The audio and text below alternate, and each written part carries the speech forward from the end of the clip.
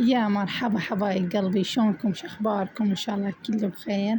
اليوم رجعت لكم في فيديو جديد. اليوم سويت دولمة عراقية، ويلا نبلش بالمقادير. هنا مثل ما تشوفون عندي السلق غاسلته كله زين. هنا مثل ما تشوفون عندي كرفس، وعندي شجر وطماطة وبصل وفلفل، وهنا باذنجان، وهنا عندي شجر وفلفل وباذنجان، وهنا عندي نص كيلو تمن، وهنا عندي بوتيتا ثارمتها، وهنا نص كيلو لحم. وهاي المقادير ويلا نبلش سوا. هنا مثل ما تشوفون خليت الشجر، وهنا الكرفس والبصل والبوتيتا والباذنجان واللحم والتمن والطماطة، وهنا شكلت البهارات والهيل، وخليت راسين ثوم.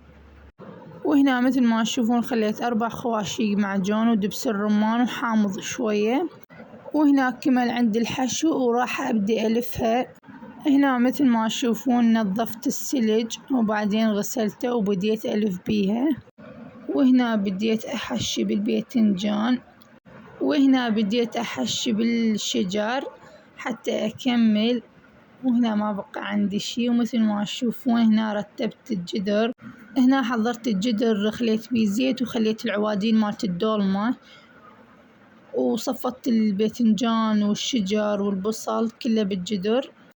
وهنا مثل ما تشوفون ما بقى شي عندي وأخلص، بقى بس السلج قاعدة ألف بيه. وهنا مثل ما تشوفون حبايب قلبي كملت الدولمة، فانطوني رايكم بيها. وهنا مثل ما تشوفون خليتها على النار شوي تتعرق، وبعدين أخلي المعجون، فخليت المعجون عليها وخليتها تستوي على راحتها. شوفوا لهذا المنظر الجميل. وهنا مثل ما تشوفون حبايب الدولمة استوت عندي، فهنا قلبتها. الريحة خيالية، ترست البيت ترس. وهنا مثل ما تشوفون قلبتها بالصينية.